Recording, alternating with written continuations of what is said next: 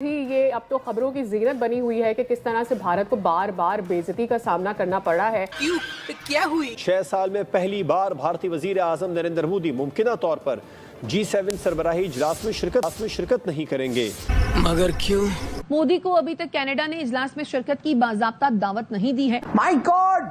उनको जो invitation extend की जा रही थी कैंसिल कर दिया और उनसे कहा कि भाई साहब thank you very much, we don't want to see you, यानी हम आपको नहीं मिलना चाहते। अबे साले, you are not welcome to G7 summit.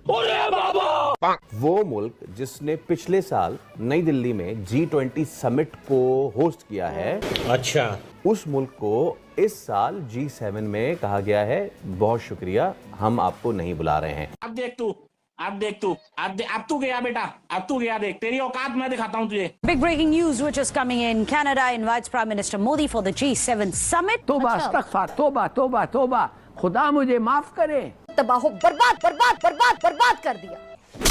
Modi ji अगर इनवाइट ना भी करे जाते तो हमारे ठेंगे से हमें जो तुम आरोप लगा रहे हो हमने उनको डिनाई किया है, बात खत्म हो गई। हमने जिसको ठोकना था हमने ठोका है। हमने ये सोच के ठोका था कि ठोकने के बाद अगर ठोकने का पता चल गया तो हमारे तुम्हारे रिश्तों की ठुक जाएगी, तब भी हमने तुम्हें ठोका। तो रिश्ते खराब एक G7 से होते हैं तो होते रहे। कौन कनाडा कौन सा बड़ा इकोनॉमिक पावर बनने जा रहा है? कनाडा को भी मार्केट चाहिए, टेरिफ वॉर के चलते अमेरिका से हटके उसको दुनिया में मार्केट ढूंढना है और इंडिया से बेटर मार्केट उसको मिलेगा नहीं। तो पहले भैया धुआं हुआ सर्जिकल स्ट्राइक को लेकर सिंदूर को, दूसरा धुआं हुआ शशि थरूर और सलमान खुर्शीद को लेकर, तीसरा धुआं हुआ जब अफवाह फैलाई गई पाकिस्तान की फेक न्यूज़ के चक्कर में पड़कर, समझ लेना किसका धुआं हुआ कि साहब रशिया ने तो इतने बिलियन डॉलर्स का स्टील प्लांट का कॉन्ट्रैक्ट साइन कर लिया पाकिस्तान के साथ, बहुत बड़ा फेलियर है। रशिया ने कहा काय बकवास करते हो यार, काहे हमारी दोस्ती में खटाई डाल रहे हो। तो ये धुआं हुआ। फिर कल दोपहर में धुआं हुआ चेनाब ब्रिज को लेकर और कल शाम को धुआं हो गया G7 को लेकर।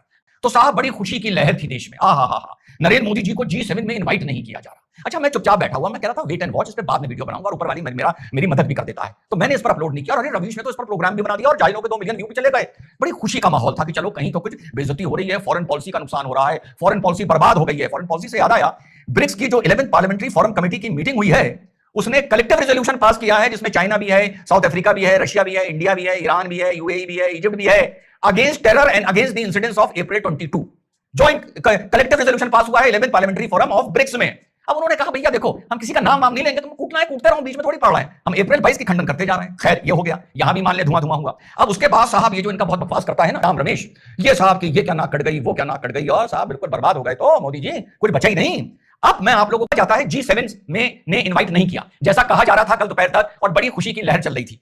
50th हुई थी इटली में जिसमें मोदी जी गए थे, लगातार जा रहे हैं, और इस बार जब नहीं गए तो साहब लोगों के खुशी की लहर आ गई। अब ये 51st हो रही थी कनाडा में, हो रही है एल्बर्टा में। अब ये तो बात तय है कि कनाडा की सरकार भले बदल गई है, ट्रूडो निज्जर को लेकर बहुत चिल्लाता रहता था, नई सरकार आ गई है, अनीता आनंद वहां की फॉरेन मिनिस्टर बन गई है, जयशंकर जी के लिए उन्होंने ट्वीट भी किया था, आपस में लोगों की वार्ता भी हुई है, नए प्राइम मिनिस्टर आ गए हैं मिस्टर मार्क। लेकिन एक देश की पॉलिसी होती है तो इसमें कोई डाउट नहीं था कि कनाडा के साथ हमारे रिश्ते आतंक को लेकर बिगड़े हुए हैं, क्योंकि हमने वहां पर एक आतंकी को आरोप है ढेर किया था। तो इसमें अगर हमें इनवाइट ना भी आता तो क्या हो गया? इसका मतलब जैसा मैंने आपको बताया, हो सकता है इटली ने इनवाइट किया, अगली बार कनाडा ने नहीं किया, उसके बाद अगर कहीं यूके में होगी तो वो इनवाइट करेगा। तो ये इंडिविजुअल चॉइस होती है, ऐसा माहौल नहीं हो गया, ऐसी बात नहीं है जैसा माहौल 2 कौड़ी के लोग बना रहे थे कि साहब G7 ने टोटल बैठ के तय करा कि हम इनको नहीं बुलाएंगे।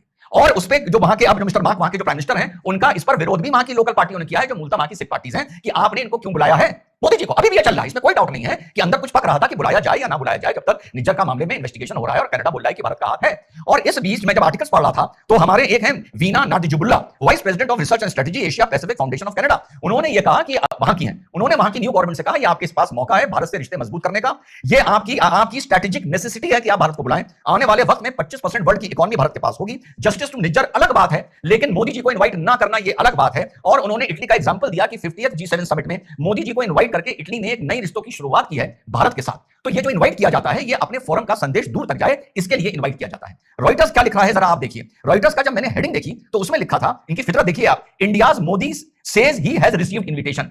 जब ऊपर आप देखेंगे वो सर्च करते हुए तो India's Modi says he has received invitation, मैंने कहा चलो टैप करते हैं, टैप करा तो अंदर पता है क्या हेडिंग है? ये तो ऊपर हेडिंग है, सब हेडिंग पता है क्या है? Canada's Carney invites India's Modi to June 7 summit. माने ऊपर क्या लिख रहे हैं और अंदर वहां जाकर क्या लिख रहे हैं। तो ये जो लोग जैसे जयराम रमेश हो गए एंड कंपनी हो गए, ये इस बात पर खुशियां बना रहे थे कि मोदी को इनवाइट नहीं किया गया। कायदे से अगर आप देखें तो जो वीना नाडिजुबुल्ला ने कहा, जो vice president of research and strategy है, कि आपको भारत को इनवाइट करना चाहिए, भारत एक बढ़ती इकोनॉमी है। एज एन ऑपोजिशन पार्टी आप ये भी कह सकते हैं कि आप व्यक्तिगत प्राइम मिनिस्टर को ना देखें, पूरे देश को देखें, देश के मार्केट को देखें, कनाडा इंडिया के रिश्तों को देखें। हमारा ऑपोजिशन ये बात भी बोल सकता था।